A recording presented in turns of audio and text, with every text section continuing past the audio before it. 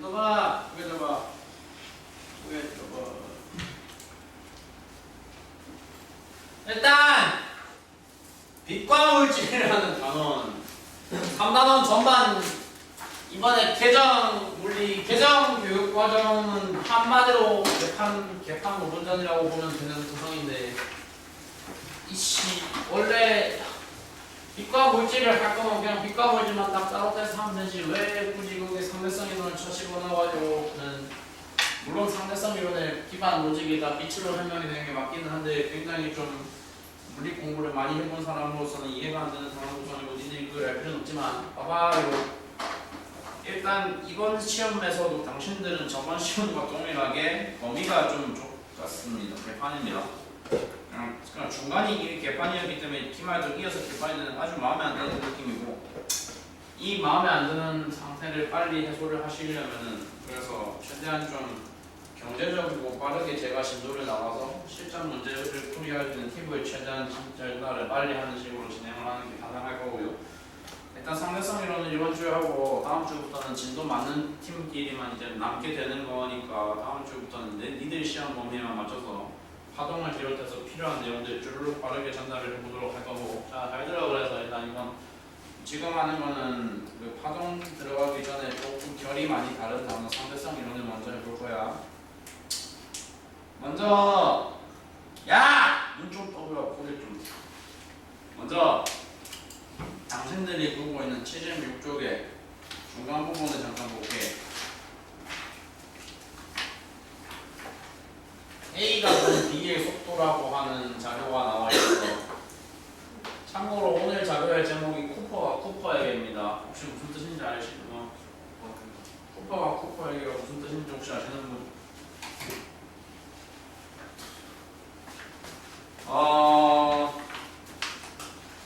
제가 나이가 95년생이고 그렇고요. 대부분 인간들의 인생 영화라는 건 보통 20대에 본 영화에서 결정이 되거든요.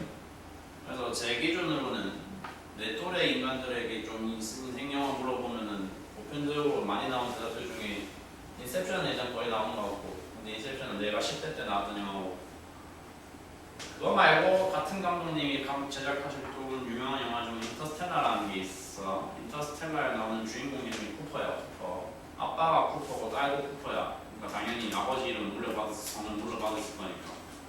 그래서 쿠퍼가 쿠퍼에게, 아빠 쿠퍼가 딸 쿠퍼에게 한번 그 전차라는 영화가 그 영화의 핵심 메시지 중에 하나고요.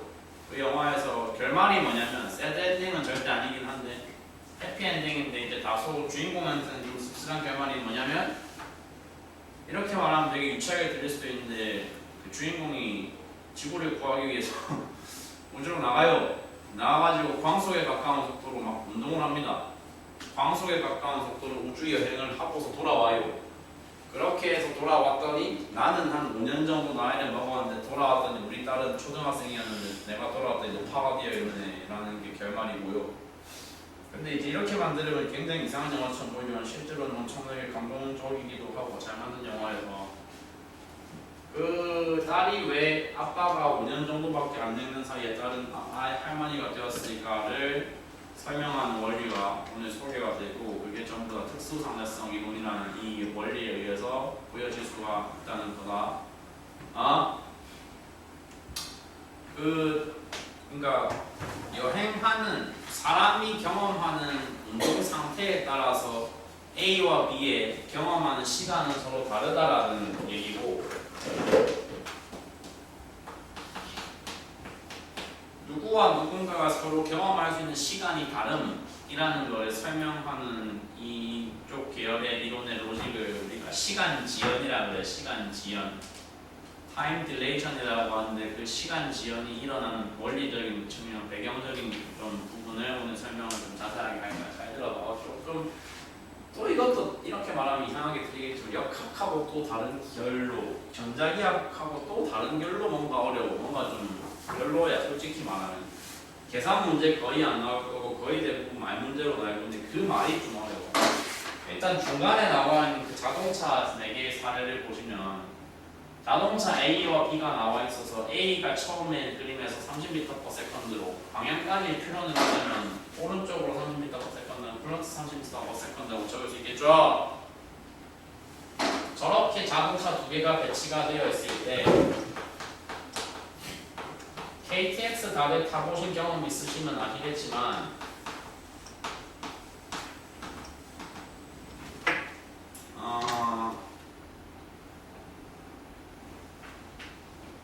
KTX 안에서 굉장히 열차가 빠르게 움직이고 있는데 그 열차 안에 탄 탑승객이 나도 그러면 열차의 속도와 똑같이 빠르게 움직이고 있는 거죠.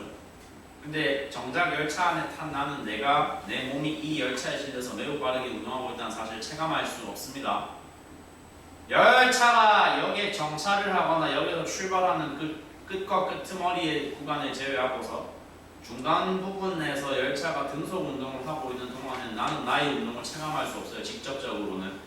간접적으로는 대신에 내가 운동하고 있다는 사실을 간접적으로 알 수 있는 근거는 창밖 풍경을 통해서 나의 나무들이 뒤쪽으로 이동을 존나 빠르게 하고 있네. 그러니까 내가 관찰하는 내 외부 세상이 나랑 반대 방향으로 운동을 하고 있다는 사실을 통해서 나는 저 방향으로 지금 뭐 서울에서 출발해서 부산 향해서 달려가고 있구나 이런 걸 체감을 할 수 있는 거죠. 그런 겁니다. A가 본 B의 운동과 B가 본 A의 운동은 서로 다르게 해석이 될 수밖에 없다는 거예요. 관찰자의 운동 상태에 따라서. 바깥에서 객관적으로 보고 있는 우리와 동시에 A가 오른쪽으로 30m/s, B는 정지하고 있다 이렇게 동시에 평가를 할 수 있는 거지. 정작 A라는 자동차에 직접 올라가 있는 탑승자, B라는 자동차에 직접 올라가 있는 탑승자가 느끼기에는 A에 탄 탑승자가 봤을 때는 자신의 운동을 직접 체감할 수 없고 직접 간접적으로 외부 세계에 속한 B가 저 새끼가 대신 반대로 30m/s로 뒤로 멀어지고 있네라고 A에 탑승한 관찰자는 느낄 거란 얘기죠.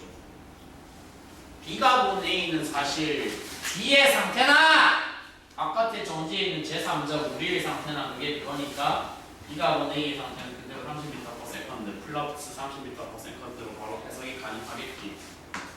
조금 응용을 해보면 왼쪽의 사례하고는 지금 조금 차이를 줘서 A가 플러스 30m/s로 운동을 하고 있었다, 여행을 하고 있었다 이 사실은 그대로 가는데 뭐에 한번 내가 이제 편차를 줘볼 거냐면 B도 오른쪽으로 10m/s로 같이 여행을 하고 있다고 가정을 지금 한번 해볼게. 이 경우에는 A가 본 B의 속도와 B가 본 A의 속도는 차이가 어떻게 발생을 할 수 있다고 얘기할 수 있는 될까요? 아까랑은 다르게 B가 느끼기에 A는 30으로 제가 달리고는 있지만 나도 이번에는 나름대로의 노력을 곁들여서 나도 나름대로의 에너지를 써서 스스로 10m/s로 움직이고 있으니까 그러면 같은 시간이 주어졌을 때 멀어지는 정도가 아까랑 다르게 지금은 몇 미터씩 멀어질까요? 초당! 20m/s씩 멀어질 거고 멀어진다는 결과 자체는 A, B에게 동일하게 적용이 될 거니까 A가 본 B가 반대 방향으로 20m/s로 멀어지고 있는 것으로 A는 해석을 하겠지.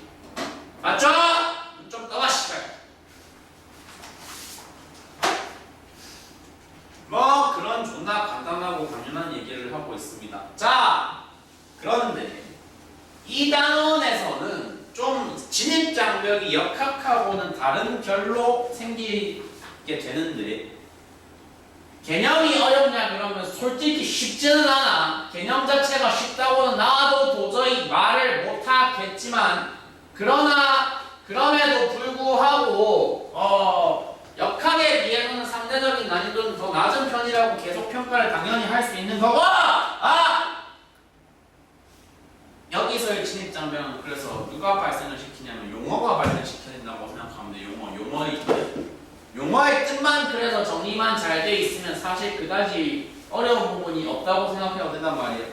니들이 보고 있는 책이랑 띄워놓은 텍스트가 조금 다르긴 한데 설명 전달하는 데 있어서 크게 문제는 없으니까 한번 해볼게. 거기에 나와 있는 제일 중요한 용어 바로 이게 이거 야 잠 깨는 차원에서 별표쳐 씨발 편집해서 별표쳐. 제일 중요한 용어 지금 한 개 소개했어. 관성자표계라는 단어의 뜻이 뭔지 이해해야 돼. 관성좌표계 간단하게는 그냥 관성계 라고 표현되어 있는 이 단어는 쉽게 제기하면 관성법칙이 성립할 수 있는 계를 관성계라고 그래. 그게 관성 법칙이 뭔데? 관성 법칙이 뭐냐면 뉴턴 역학 제1법칙이고 최대한 쉽게 말하면 그거야. 물체가 자신의 무엇을 유지하고자 하는 성질, 운동 상태를 유지하고자 하는 성질을 관성 법칙이라고 해. 근데 물체가 자기 운동 상태를 유지하려면 니들은 지금 역학을 소재로 한 중간 시험을 이미 쳤기 때문에 적어도 그 말은 할 수 있어야 돼. 야, 물체가 지 운동 상태가 유지된다는 건 뭐의 개입이 없는 상태여야지 가능해.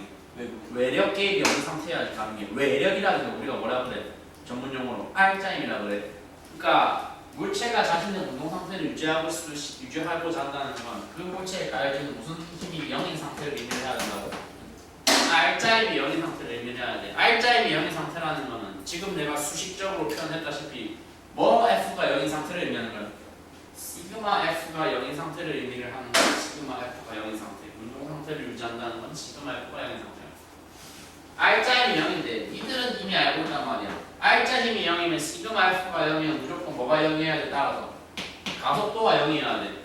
가속도가 0인 상태는 그리고 역학적으로 둘 중 하나로 해석이 된다는 걸 이미 니들은 중간 시험을 치러본 보이로서 당연히 다 알고 있어야 돼! 아! 뭔데? 가속도가 0이라는 건 해석이 두 가지가 가능해. 뭐 하고 있거나 뭐 하고 있거나. 움직이는데 움직이긴 움직이나 그 움직임이 무슨 상태를 유지하면서 움직이는, 뭘 유지하면서 움직이는, 등속 운동을 유지하면서 움직이는 상태이거나 아니면 아싸리 움직이지도 않고 뭐하고 있는 상태이거나. 야! 뭐하고 있는 상태가? 아이 정지의 상태가.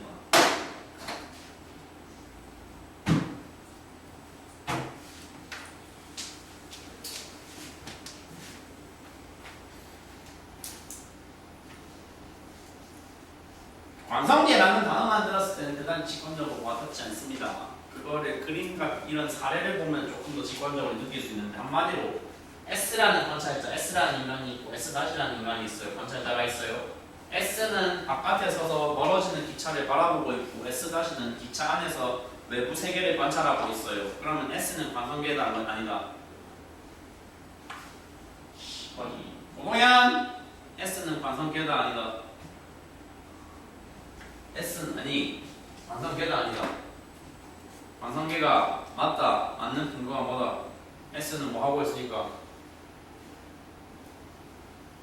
강영훈 관성계가 맞다. 왜? 오. 안에 이 새끼는 S-는 관성계가 맞다 아니다. 역시 맞다. 왜? 운동하고 있는데 기차 타고 있잖아. 타고 있어. 그 기차가 뭐 하고 있어? 등속 운동하고 있어. 둘 다 관성계다.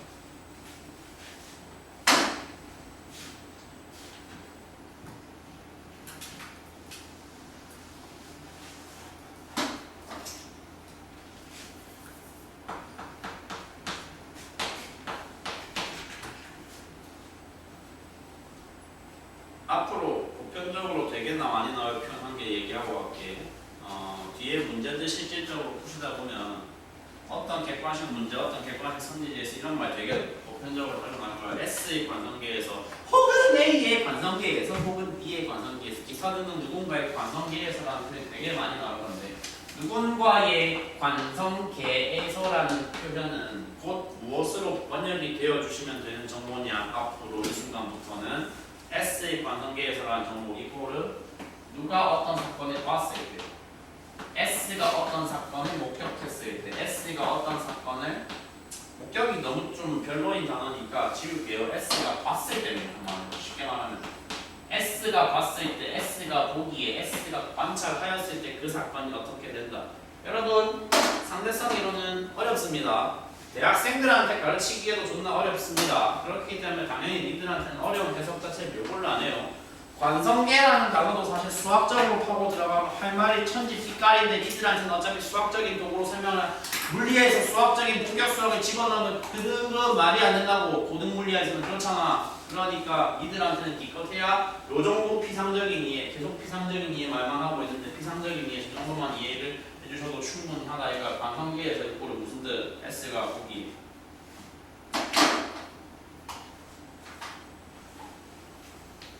그 다음 자, 아까 중간에 실험 얘기 잠깐 해봤는데 니들이 지금 학년이 몇 학년이라고 이씨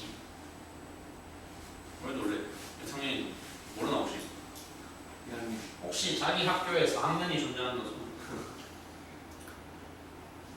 1년 6급해서 대학 갈 나이에 지금 고등학교 다니고 있는 아무튼 니들이 지금 2학년이고 실질적으로 동아리에서는 최고 학년일 수밖에 없잖아. 3학년들이 빠졌으니까 맞지? 선배로서 위험은 당연히 못 보이겠지만 위험을 보이려면 뭘 해야 돼? 실험 동아리는 실험을 존나 잘해야 돼. 익스피리먼트를 잘해야 된다고. 실험을 잘한다는 건 뭔데? 실험을 잘한다는 건 애초에 실험의 목적이 뭐야? 실험의 목적은 내가 생각하는 이론이 실제로 성립이 되는지 안 되는지를 검증하고자 할 때 하는 행동을 우리가 뭐라 그래? 실험이라 하잖아. 뭔 말을 하고 있는 거냐면 물리학이라는 과목도 결과적으로 수천만 번의 천재들의 실험이 누적되어서 현대의 버전으로 완성이 된 결과물인 거죠. 에? 그렇게 이 상대성 이론 영역에서도 매우 중요한 실험이 몇 차례 있었고 존재하였고 과거 19세기 어느 시점에서는 20세기 초 19세기 어느 시점에서는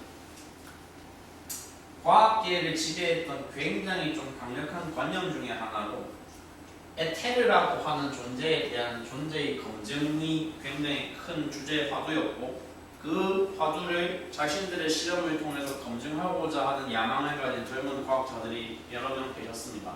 에테르가 뭔지를 지금 간단하게 한번 이해를 해볼게요. 니들이 학년이 몇 학년이라고 18세고 18세 2학년이잖아.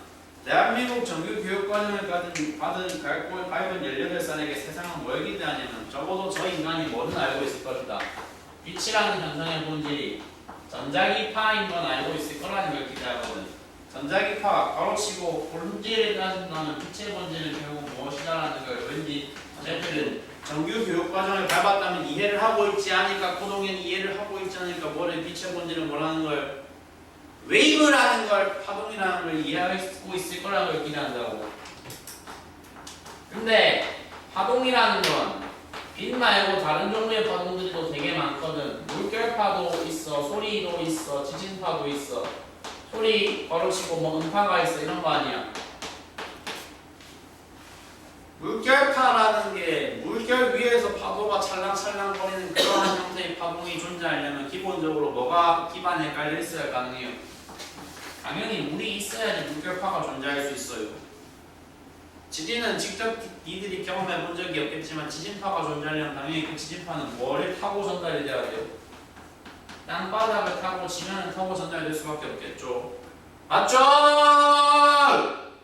잠결에 더 듣고 있다고 할지라도 아무튼 내 목소리가 니들 귓가에 지금 다 닿는 이유는 내 성대에서 나오는 진동이 뭘 타고 전달되기 때문이야.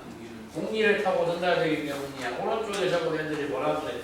왼쪽에 있는 애들을 파동이라고 그러고 오른쪽에 있는 애들을 매질이라고 그래. 파동이 타고 이동할 수 있는 통로.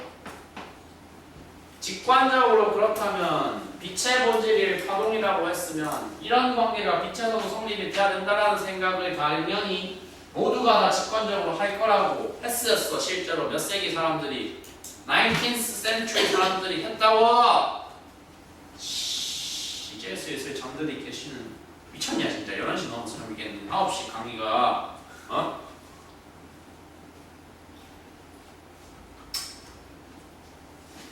그래서 옛날 사람들 생각으로는 당연히 라이트라는 것도 파동이라고 하면 당연히 매질을 거쳐야 된다는 게 기본 아이디어였고 기본 생각일 수밖에 없는데 그러면 응당 이렇게 존재해야 돼. 논리적으로 성립해야 되는 뭐의 존재를 빛의 매질이라고 얘기할 수 있는 물질의 존재를 그 당시의 사람들은 에테르라고 가정을 했다 이겁니다. 에테르라는 명칭으로.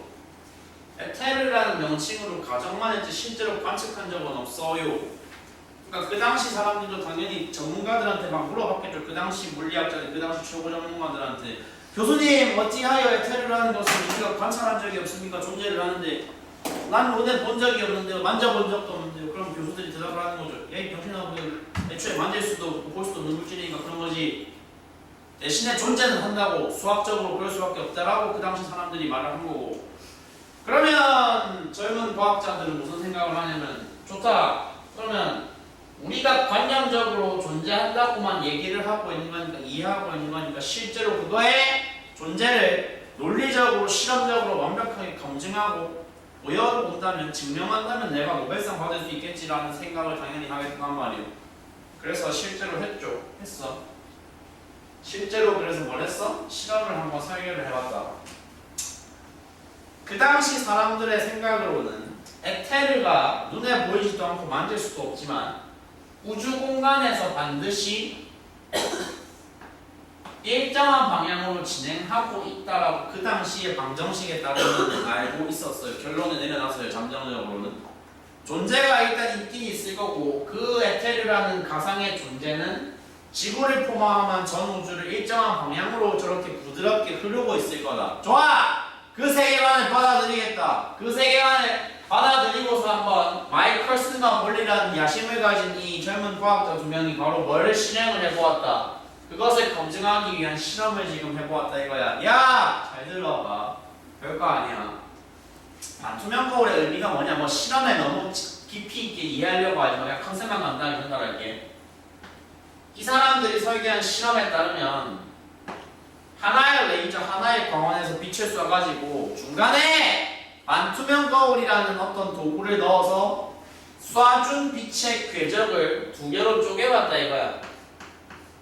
빨간색 궤적을 타고 이동할 수 있는 궤적 1번으로 쪼갰고 파란색 궤적으로 이동할 수 있는 빛의 궤적을 하나의 줄기에서 비롯된 빛을 반투명 거울이라는 도구를 통해서 몇 갈래로 쪼갰다고? 두 갈래로 쪼갰다고. 두 갈래로. 지금 실험 컨셉에 대한 전달 간단하게 이해했지? 이해의 대상이 아니고 지금 컨셉을 그냥 수용하면 되는 대상이긴 해. 일단 알았어? 예? 보세요. 쪼갰다가 다시 결과적으로는 하나의 검출기에 들어갈 수 있는 형태로 지금 만들었어요. 이 실험은.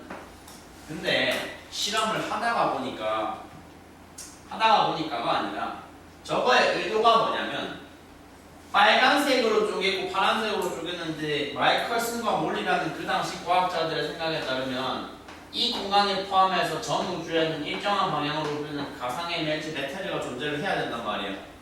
그러면 빛의 궤적을 지금 빨간색으로 하나 파란색으로 하나 쪼개봤으면 궤적의 형태에 따라서 뭐가 차이가 생기냐면 이 에테르의 흐름하고 부딪히는 구간이 차이가 생기죠. 빨간색은 좀 덜 부딪히고 파란색이 상대적으로 많이 부딪히는 그런 궤적이지 않습니까? 지금 이해돼요? 이 두 사람의 생각에 따르면 그렇다면 에테르의 존재가 실제한다면 빨간색 궤적으로 쐈던 빛과 파란색 궤적으로 쐈던 빛은 반드시 뭐가 발생해야 된다는 거야? 속도의 차이가 생겨야 된다는 거야? 안 생겨야 된다는 거야? 생겨야 된다는 거야. 파란색은 방해를 상대적으로 더 받았고 빨간색이 방해를 상대적으로 덜 받았으면 조금이나마 빛 검출기에 양쪽의 빛이 도착하는 시기의 차이가 이걸 뭐 A 빛이라고 하고 이걸 B 빛이라고 하면 A가 B보다 조금이라도 더 빨리 도착하는 그림이 만들어져야 된다는 얘기라고. 뭐가 존재해야 된다고 그러니까 두 빛 사이에 시간 차이가 시차가 존재해야 된다라는 설계를 가지고 생각을 가지고 이 실험을 수행을 했어. 기대감을 잔뜩 가지고 했겠지. 해봤을 거라고. 근데 막상 해봤더니 결론이 어떻게 나왔냐. 뭐야 이거 시발이 나왔어. 뭐야 이거 어떻게 됐다. 쪼개봤는데도 불구하고 빛 검출기에는 양쪽 줄기의 빛이 동시에 도달을 했어. 야! 니네가 노벨상을 노리는 과학자들이야. 실험을 한번 해봤어. 이렇게 해봤는데 우리가 기대했던 거하고 다르게 빛 검출기에 동시에 도달해서 빛이 실험 우리 기대랑 다르게 나왔지 결과가. 그럼 뭐 해야 돼? 우리가 잘못됐나 봐 하고 한 번 하고 바로 포기하겠어? 아니면 다시 하겠어?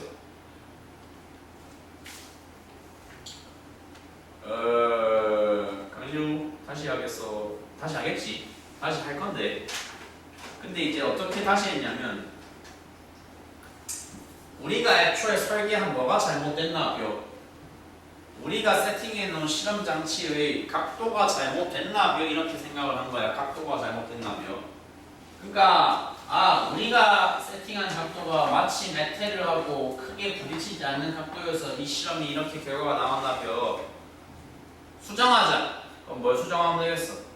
각도가 잘못된 거니까 각도를 조금 돌리면 되겠지. 그러면 1도 단위로 돌리면 360번에 돌리는 거고, 근데 우리는 노벨상을 노리는 중요한 사람들이니까 1도 단위는 너무 크다. 0.5도 단위로 쪼개면 720번에 돌리는 거잖아.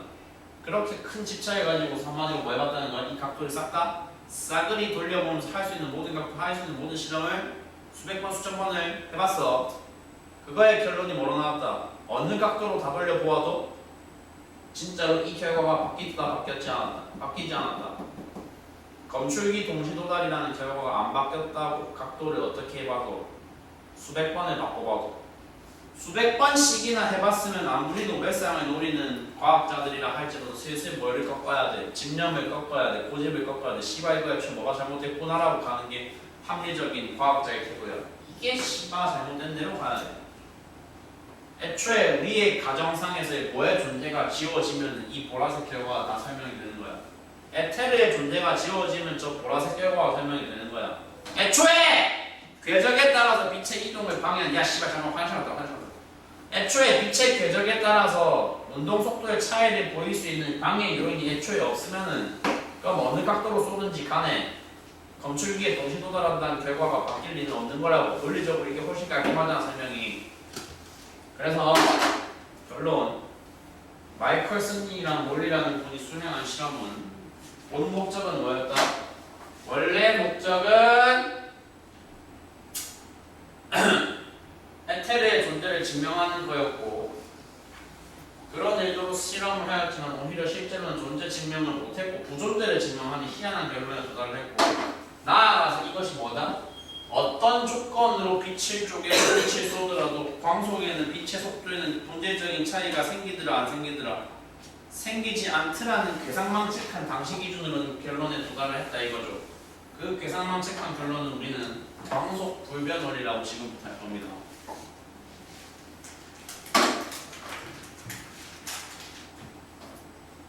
광속 불변 원리라는 게 뭐게? 아까 자동차 두 개 사례를 들었어. I 자동차가 30m/s로 움직이고 있어. B 자동차가 정지 상태로 있어. A 자동차에 탄 탑승자가 탑승한 상태에서 레이저를 탁 하고 켰다. 뭐 이렇게 가정해볼게. 레이저가 쭉 진행해. 그리고 B에 탄 자동차도, 얘는 자동차가 움직이고 있지 않지만 이렇게 레이저를 쐈어. 빛의 속력을, 광속을 보통 기호 소문자 C로 표현을 하거든. 그러면 정지해 있는 관찰자 B가 쏜 빛의 속력이 C라고 하면 당연히 바깥에서 본 제3의 관찰자가 느끼기에는 얘가 정지 상태에서 광속 C를 발생을 시켰으면 애초에 발사 포인트 자체가 30m/s로 움직이고 있는 A 같은 경우에는 빛의 속력이 뭐로 측정이 돼야 된다는 거야? C 더하기 30으로 측정이 되는 게 원래는 합리적인 생각인 거잖아. 기존의 역학의 법칙에 따르면. 근데 마이클슨 몰리 실험이 증명하는 바 광속은 조건이 아무리 달라져도 변하지 않는다는 결론이 적용이 되면 굉장히 모순적이고 들리기는 굉장히 모순적으로 들리는데 잠시만요.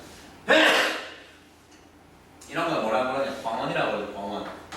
빛을 쏘는 포인트. 광원의 운동 상태가 어떠하든지와 무관하게 빛의 속력은 어떤 조건으로 관찰하든 죄다 무슨 속도로 나오게 되었다. 똑같은 값, 똑같은 광속 C로 나오게 되었다라는 대단히 놀라운 결론에 도착을 했다는 겁니다. 받아들이세요.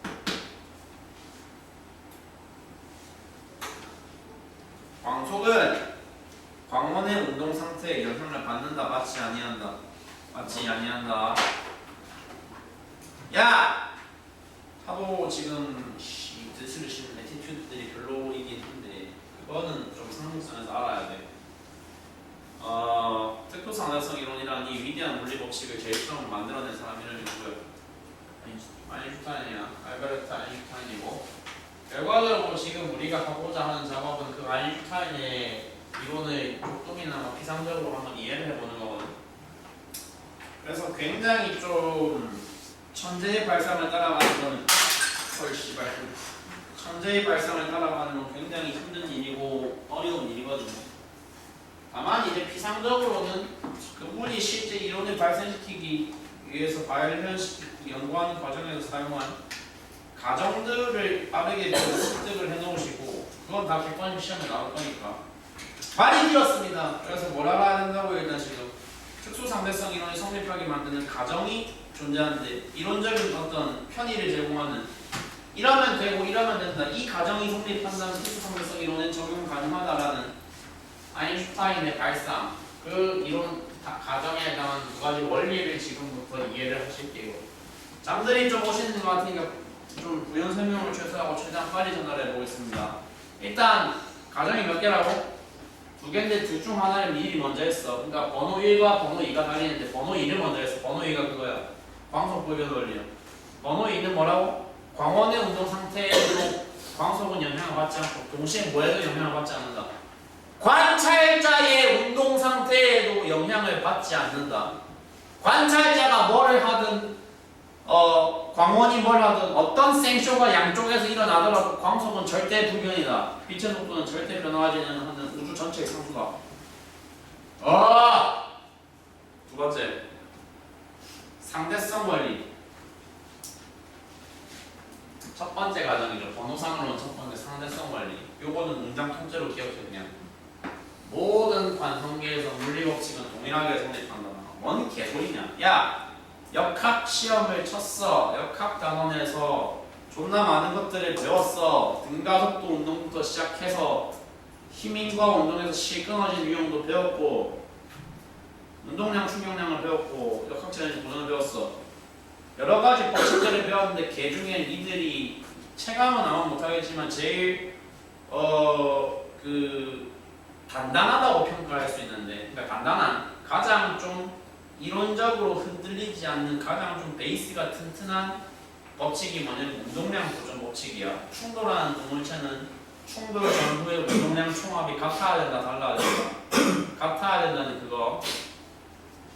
여기서 보시면 관성계라는 건 아까 뭐랬어요? 관찰자가 정지하고 있거나 분속 운동하고 있거나 둘 중 하나의 상태에 해당하는 관성계라고 했습니다. 기차에 타서 운동하고 있는 A는 당연히 관성계죠. 기차가 10m/s로 분속 운동하고 있고 바깥에 지면에 정지해 있는 B는 당연히 관성계죠. 그러면 그리고 아까 관성계가 그냥 간단하게 번역하면 뭐랬어? A의 관성계에서라는 건 뭐라고? A가 무언가를 봤을 때 A가 무언가를 보기에 B의 관성계에서 B가 무언가를 보기에야 A의 관성계에서 기차에서 자신과 함께 이동하고 있는 상자 두 개를 봤는데 상자 두 개 PQ가 있어. P가 1kg이고 Q가 3kg이고 Q가 정지해 있었고 P가 4m/s로 움직이고 있었대. 그러면 충돌 전 두 상자가 함께 만들어낸 운동량 총합은 얼마야? 여기 곱하면 0이고 여기 곱하면 4니까 원래 운동량 총합이 4지. 그러면 기차 안에서 상자들과 함께 운동하고 있는 A의 눈에는 상자 A와 상자 B의 운동량 보존 법칙은 당연히 지켜져야 돼. 두 상자가 나중에 B에 가서 붙었는데 붙었으면 합산 질량이 4kg으로 바뀌었잖아. 그러면 운동량 총합 4kg/m/s라는 값을 뒤에서도 그대로 만족을 시켜줘야 되려면 합산 질량 4kg짜리 이 두 상자의 합은 속도 1m/s로 움직여야 된다는 게 운동량 보존 법칙이지. 이건 원래 알고 있었던 내용이야. 간단하게 맞죠? 그런데 애초에 상자들하고 함께 운동하고 있던 A에서 저게 성립한다는 건 너무 당연한데 그게 흥미롭게도 누구에게도 똑같이 성립이 되더라. 밖에서 관찰 중인 B에게도 똑같이 성립이 되더라. B가 관찰했을 때는 P의 원래 속도는 단순히 4m/s로 끝나는 게 아니라 P라는 상자가 놓여있는 발판인 기차 플랫폼 자체가 움직이고 있으니까 밖에 정지 관찰자가 봤을 때 A의 속도는 A 자체의 이동 속도 4m/s인데 뭐가 함께 더해져야 된다고? 기차 자체의 이동 속도 10이 더해져서 밖에서 본 관찰자에게는 P의 속도는 총 14m/s로 기록된다는 거야. 그래서 원래 정지해 어떤 Q도 I의 속도가 0인 게 아니라 기차 자체의 속도 10m/s가 깔린 상태로 운동을 했어. 복합화. 저 상태에서 PQ가 다시 합쳐지면 밖에 있는 관찰자 B가 봤을 때 그럼 운동량 모든 적용을 해볼게. P의 질량은 여전히 1이지 Q의 질량은 여전히 3이지. 그러면 두 상자의 합산 운동량은 얼마야? 앞에서 14고 뒤에서 30이니까 더해서 44죠. 그러면 뒤에서 합산 질량 4kg를 만든 두 상자가 운동량 44를 만족시키려고 속도에 얼마나 움직여야 돼요? 11m/s로 움직여야겠죠. 밖에서 관찰했을 때 저렇게 됐다 이겁니다. 어쩌라고! 아우씨 뭐 봐봐. 힘들면 결론만 빨리 기억해. 결론만. 숫자는 달라졌어. 숫자가 같아. A가 본 두 상자의 속도 숫자와 B가 본 두 상자의 속도 숫자가 같아 달라. 끄덕끄덕이 아니고 같냐고 다르냐고. 달라요. 그래 달라요. A가 본 숫자는 4와 0이 1이 되는 거였고 B가 본 숫자는 14와 10이 11이 되는 거였잖아요. 다르잖아. 다른데 다르나. 그러나 그 숫자와 숫자들 사이의 관계는 같다는 거야. 관계가 뭔데 관계. 왜 A가 봤을 때 A, B의 속도가 4였고 Q의 속도가 정지였다가 합산해서 1이 됐는데 법칙이 성립했으니까 무슨 법칙? 운동량 보존 법칙이 성립했으니까 A가 본 세계에서는 PQ 속도와 P와 Q와 PQ의 속도가 저렇게 되는 거였고 마찬가지라고 누가 봤을 때도 B가 봤을 때도 왜 P의 속도는 10이었고 Q의 속도는 10이었는데 나중 운동은 둘이 11이 됐어. 저것도 14와 10이 11이 되는 과정에서 무슨 법칙이 성립된 거야? 운동량 저거 씨발 잠깐만 안 되겠다. 모든 법칙이 성립된 거야.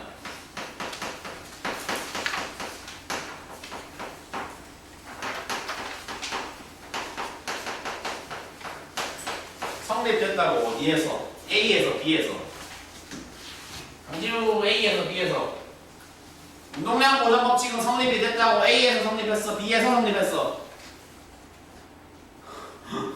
찍어봐. 여기 어디 있어? 아 책에는 없고요. 좀 보고 있는 게 다르긴 한데 그냥 이거만 보고 대답해봐요 그냥. 안 보여? A라고가 안 보이지. 아 미안. 이렇게 적어볼게.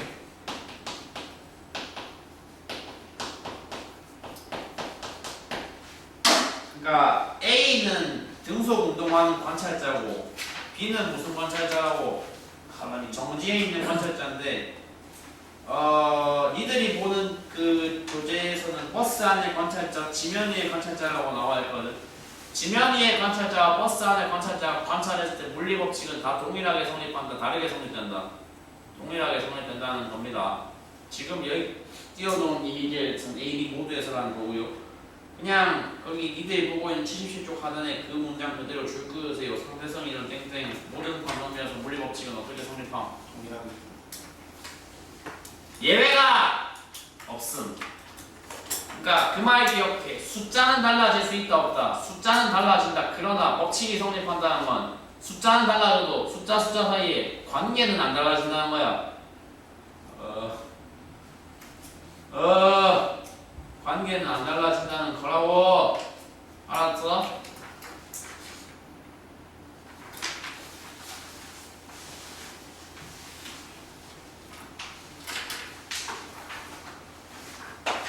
다시 정리할게.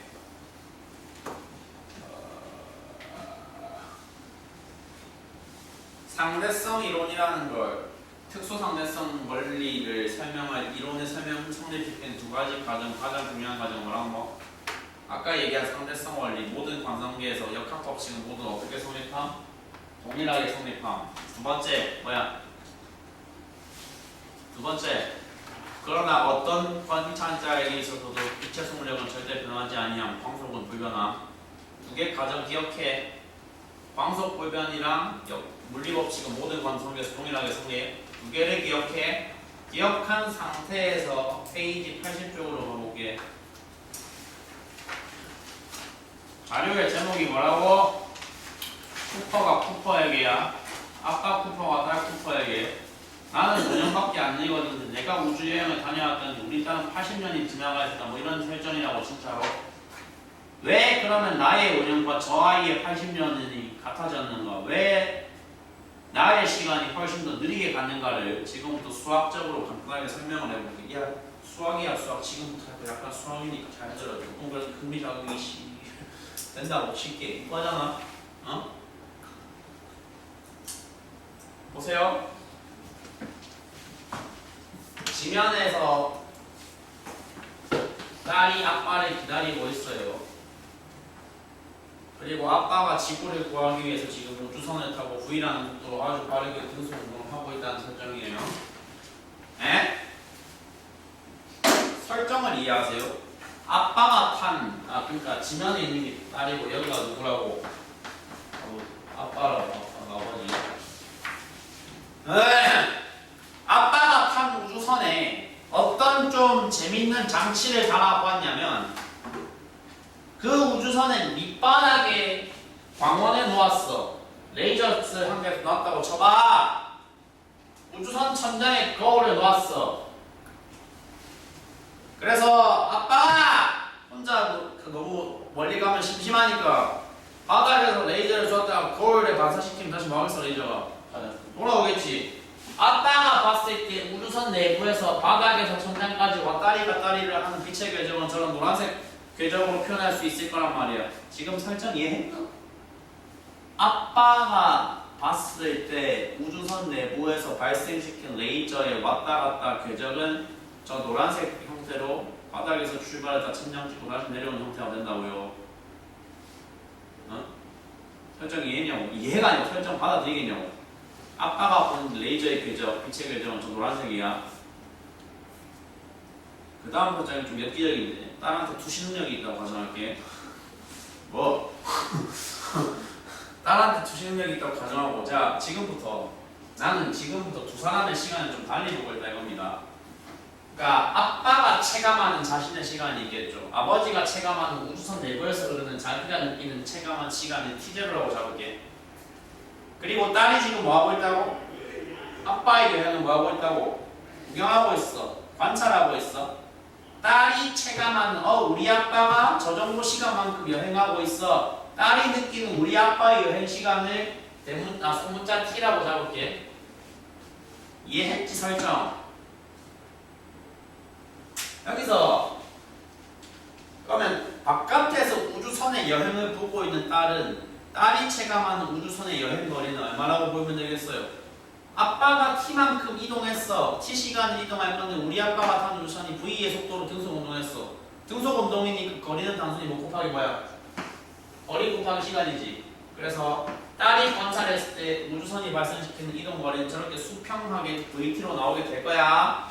눈점 잡아 지금 하는 거 진짜 좀 재밌는 거니까. 야! 다시 설정 이해하랬다. 이해하고 받아들였다. 딸이 무슨 능력이 있다고? 투시 능력이 있어서 우주선 내부가 보여. 이 지랄을 하고 있어. 그래서 아빠만 레이저를 보는 게 아니라 나도 우주선 내부의 레이저를 볼 수 있다. 이런 설정이 돼. 근데 아빠의 레이저가 발생한 쏘았던 장소는 저기야. 근데 얘 눈에는 지금 여기서 출발한 레이저가 천장에 닿아야 되잖아. 거울에 닿아야 되잖아. 딸이 봤을 때는 우주선 자체가 이동하고 있으니까 당연히 우주선 천장에 달린 누구도 이동할 건데 거울의 위치가 속도 V에 맞춰서 이동하겠지. 빛의 궤적은 그럼 제 눈에는 어떻게 관찰이 되겠어요? 출발은 여기서 했는데 도착은 저기서 해야 돼. 그러면 딸이 관찰한 빛의 궤적이라는 건 출발점과 도착점을 잇는 대각선의 형태로 쭉 보여야 된다는 소리가. 반사가 저기서 이루어졌으면 당연히 복귀할 때도 복귀는 다시 바닥면으로 해야 되는데 돌아오는 과정에서도 우주선의 진행은 멈추지 않았으니까 딸이 관찰하는 빛의 복귀 궤적은 이렇게 내려오는 그림이 돼야 돼. 합쳐볼게. 주황색이 누가 관찰한 뭐의 궤적이라고? 딸이 관찰한 빛의 궤적이고 노란색이 누가 관찰한 뭐의 궤적이라고? 아버지가 지가 직접 우주선에서 발생시키고 관찰한 빛의 궤적이야. 자, 지금부터 숫자를 한번 도입해 봅시다. 빨간색 궤적은 우주선 자체의 물리적 이동 거리입니다. 속도가 v고 t만큼 등속 운동했으니까 가로변 vt예요. 동의하겠죠 지금 한 말? 지금 그 위에가 중요한데 생각해봐. 어차피 제가 등속 운동했다는 전제가 깔린다면 지금 내가 그림 좀 이상하게 그리는데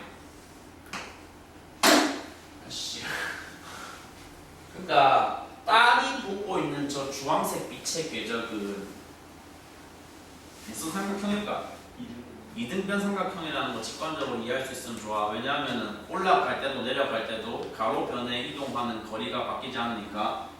여기 길이가 같은데 저 주황색 궤적은 그러면 딸이 관찰한 뭐해? 빛의 거리지.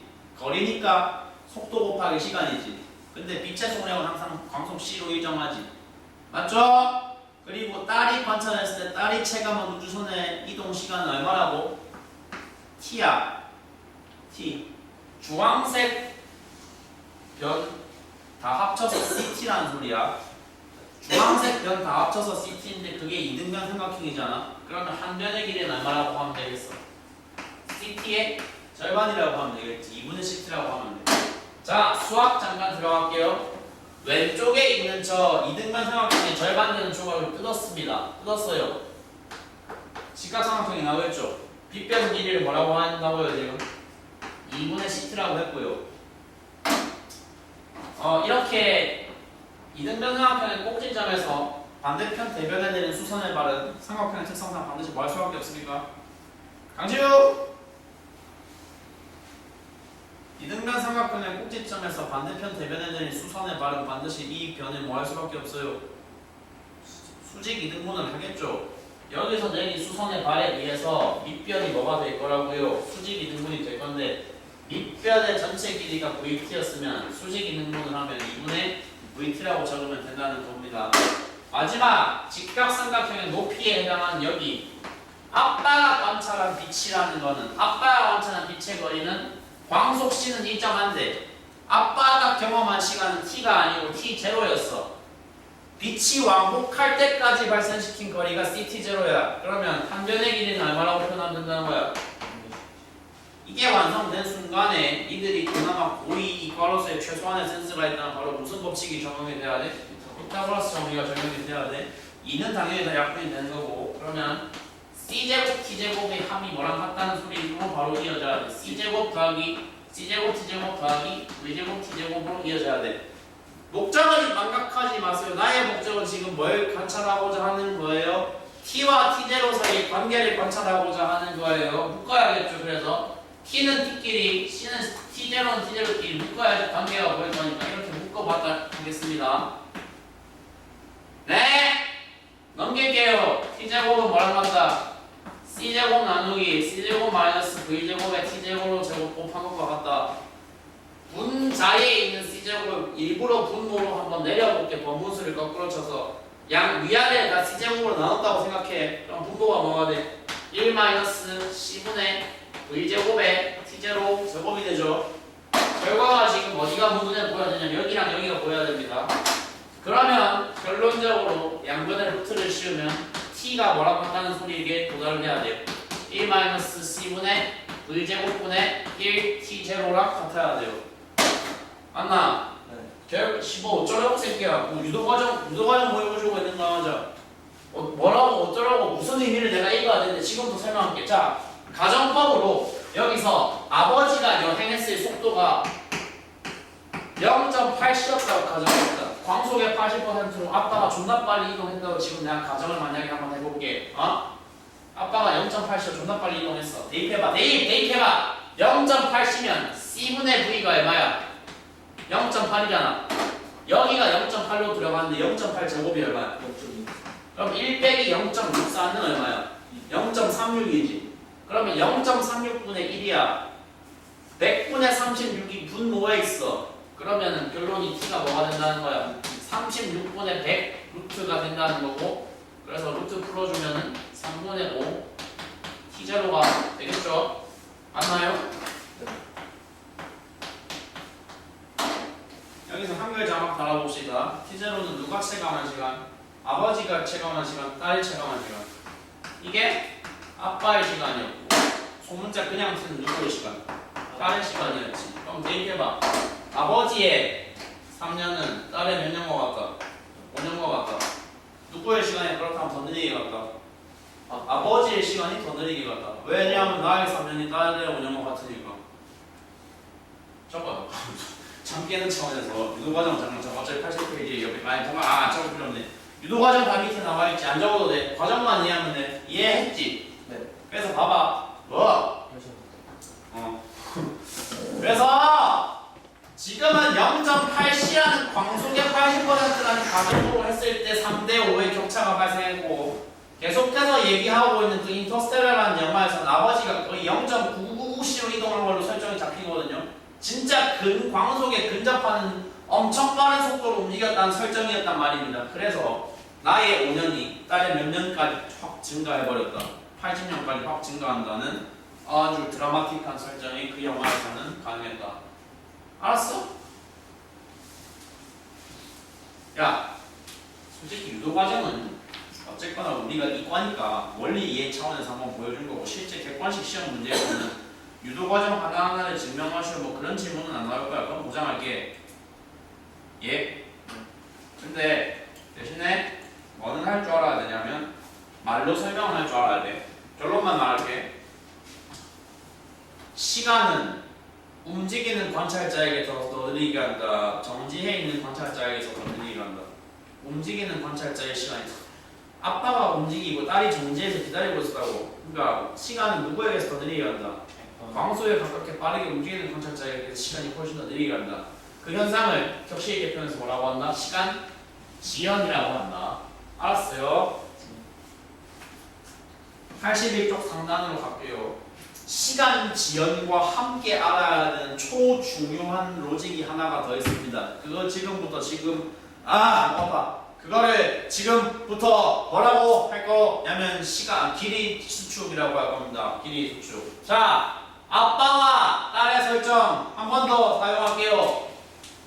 그림에 나와 있기는 마치 우주선에 탄 게 딸이고 지구에 있는 게 아빠처럼 보이지만 그냥 아빠 설정 난 그대로 갈게. 여기가 아빠야. 기다리고 있는 게 딸이야. 이번에는 이제 뭐 지구를 구한다 이런 거창한 목표는 아니고 그냥 아빠가 어디로 가고 있어? 지구에서 어떤 행성으로 아니 아까랑 같은 설정이지. 지구를 구하기 위해서 다른 행성으로 가고 있어. 아까 설정 계속 유지할 거야. 뭐 유지할 거냐면 우주선에 탄 아빠의 시간은 t야 t0야. t 제로야. 지구에 기다리고 있는 딸이 체감하는 우주선의 여행 시간은 t0가 아니고 얼마야? t야. 딸의 시간은 t고 아버지의 시간은 t0야. 저 상태에서 우주선이 v라는 속도를 가지고서 움직이고 있어요. 그리고 그 사실 자체는 딸과 아빠도 동일하게 인식을 하고 있어요. 그러면 딸이 관찰하는 결과에 따르면 딸이 봤을 때는 딸은 지구라는 행성에 계속 발붙이고 정지해 있고 그렇기 때문에 정지한 관찰자에게 있어서 지구와 그 어떤 행성 사이의 거리는 바뀌지 않는 값이겠죠? 뭐 우주가 팽창한다 이런 얘기는 그냥 다 일단 생략하고서 얘기하고 있습니다.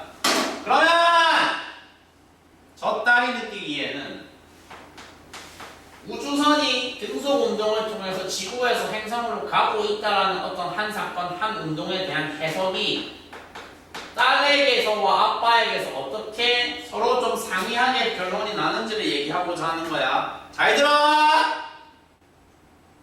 딸이 알고 있는 정보. 일단 저 행성과 우리 지구 사이의 거리는 얼마다?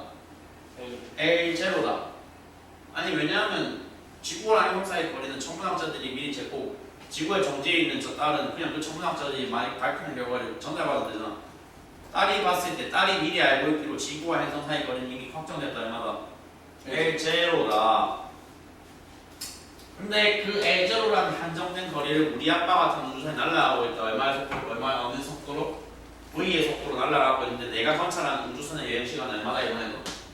T다. 곧 지구와 행성 사이의 거리는 시간 T가 소모되어서 이동을 했다면 지구와 행성 사이의 거리는 내가 기존에 알고 있기로 L0였는데 그 L0는 등속 운동하고 있는 우주선에서 VT의 곱으로 표현될 수 있을 거다.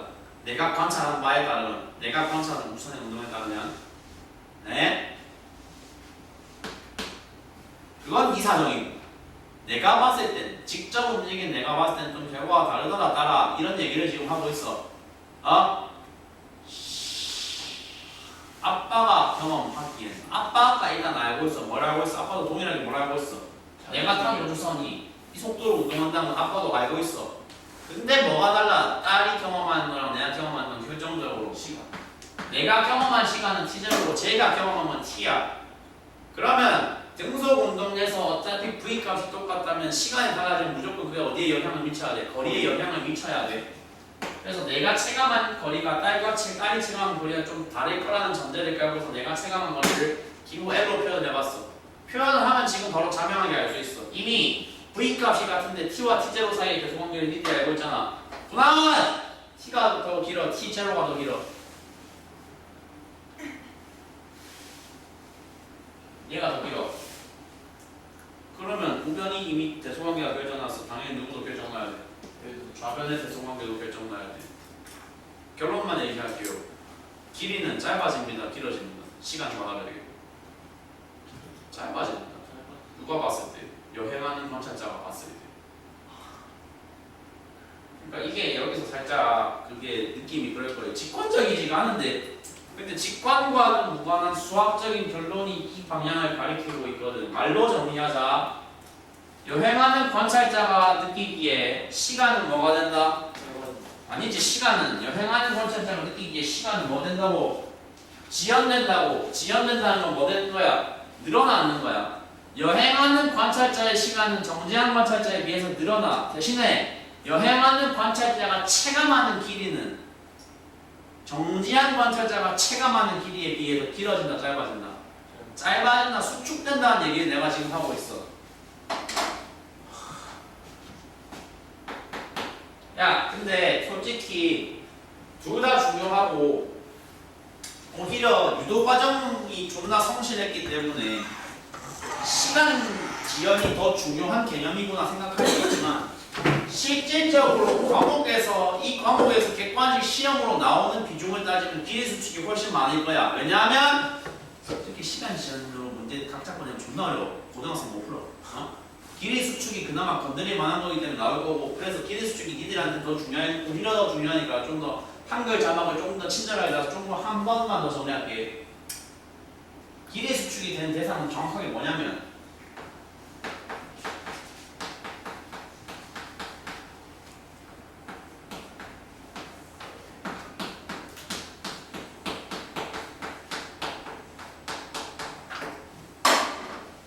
빈칸에 들어간 단어를 맞추어 보시오.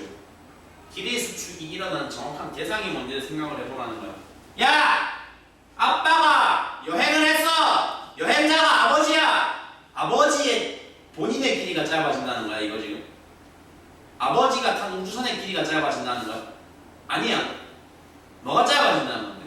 그러니까 L0는 뭐였어? 그치, 여행거리야. 아빠 자체의 길이가 아니었다고. 여행자 자신의 길이가 아니라고. 수축되는 대상이 뭔지 나중에 가서 애들 존나 헷갈리거든. 지금 정리해야 돼. 다 쓰세요 이거. 여행자가 길이 수축을 경험하는데 그 길이 수축이 되는 대상이 뭔지를 꼭 정리를 해야 돼. 내 길이가 짧아진다 아니라고. 내가 탄 우주선이 짧아진다 아니라고. L0가 L로 짧아진 건데 그럼 도대체 L이 뭔데? 이 설정상으로는 지구와 행성 사이의 거리지. 조금 더 일반화해서 얘기할게. 그러니까 무조건 거리가 짧아진다 이런 게 아닌 거야. 조금 더 일반화해서 얘기할게. 결국 행성과 지구 사이의 거리라는 건 여행하는 관찰자 관점에서는 뭔데? 나의 외부 세계야. 내 외부 세계야. 그러니까 정확하게 길이 수축이 된 데서 뭐라는 거야? 여행자가 관찰하는 어디의 길이 말하는 거야? 외부 세계 길이 말하는 거야. 그냥 외부의 길이라고 쓸게요. L0라는 거는 저 여행자 관점에서는 외부 공간이지. 외부 공간, 외부 세계야. 그러니까 아까 했던 말 한 번 더 반복하는 거야. 안에 타고 이동하는 이 관찰자는 자신의 운동을 체감할 수 있어 없어? 얘가 느끼기에 운동하는 건 누군데? 내가 아니야. 지구와 행성과 딸과 그 둘 사이의 공간을 보면 외부 세계 전체가 나야 돼서 반대 방향으로 이동하고 있어. 맞지? 그러니까 안에 사람이 봤을 때 오히려 내가 정지해 있고 저 새끼들이 다 움직이고 있다니까? 그 움직이는 저 새끼들의 길이가 다 단축돼야 된다. 얘가 봤을 때 이해돼요? 얘가 봤을 때는 길이 수축이 되는 게 있다 없다. 얘가 있어요. 한 개 더 적을게요. 이 그림에는 안 나와 있는데 제가 봤을 때는 뭐가 단축되냐? 생각 잘해. 외부 세계라는 그 관념 한 개만 좀 이해하면 그 다음부터 되게 쉽게 뚫려. 이 사람 관점에서 외부 세계는 뭐야? 우주선 바깥은 다 외부야. 얘 관점에서 외부는 뭐야? 지구 바깥이 다 외부인데 지구 바깥에서 이 행성은 움직이고 있어, 정지하고 있어? 정지하고 있지. 행성이 뭘 움직이고 있어? 얘가 봤을 때 행성은 정지하고 있어. 얘가 봤을 때 L0도 정지하고 있어. 그러니까 길이가 안 바뀌어. 얘가 봤을 때 지구도 행성도 그대로고 지구 행성 사이의 공간도 그대로야. 그러니까 얘는 길이 수축 이런 게 일어날 여지가 없어. 이 새끼의 외부 세계 중에서 움직이고 있는 대상 딱 하나에서 누가 존나 움직이고 있어. 그럼 얘는 길이가 뭐 해야 된다고 제가 봤을 때. 제가 본 얘 이러면 말 좀 헷갈리는데 딸이 본 우주선의 길이는 뭐 해야 된다고? 그건 단축돼야 돼. 이거 저거. 그러니까 여행자랑 아빠 걸치고 아빠가 관찰하는 외부 세계의 길이가 수축돼야 돼. 그게 뭐야? 그게 L이 L0로 바뀐다는 거야. 누구의 세계에서? 여러분 이 말 좀 직관적이지 않을 거고 여기가 벽이니까 잘 기억하세요. L이 L0로 바뀌는 길 수축의 현상은 누가 체감하는 거라고? 아빠가 체감하는 거라고? 딸이 체감하는 거라고? 아빠만 체감하는 거야. 딸은 체감 못해. 거꾸로 딸은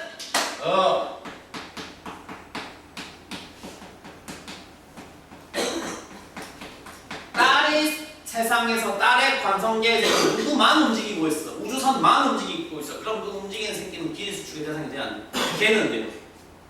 지구와 행성 사이 거리는 안 움직이니까 딸 세계에서는 안 돼. 딸 세계에서 누구만 단축돼? 딸이 이번 우주선의 길이는 단축돼. 그럼 명백해.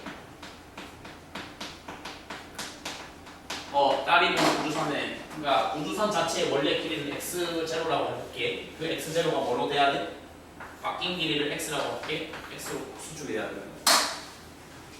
요게 중요합니다. 정리하셔야 돼요. 길이 수축이 일어난다고 해서 아무 때나 다 일어나는 게 아니야. 관찰자가 있고 그 관찰자가 관찰하는 외부 세계가 변한다는 거야. 그리고 내가 설령 실제 운동은 내가 할 때처럼 나는 나의 운동을 체감할 방법이 없어. 내가 운동하고 있으면 실제 내가 체감하는 운동은 전부 다 뭐의 운동이라고? 내가 아닌 바깥 새끼들의 운동이라고.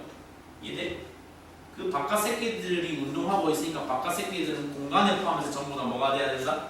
수축이 되는 것으로 내 눈에는 관찰이 되어야 한다는 겁니다. 말이 참 길었어요. 어려웠고 좀 터프한 내용이었어요. 솔직히 마지막에 가서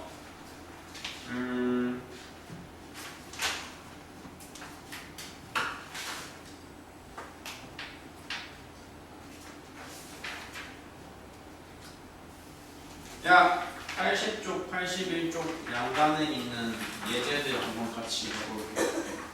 개념 체크 밑에 답은 다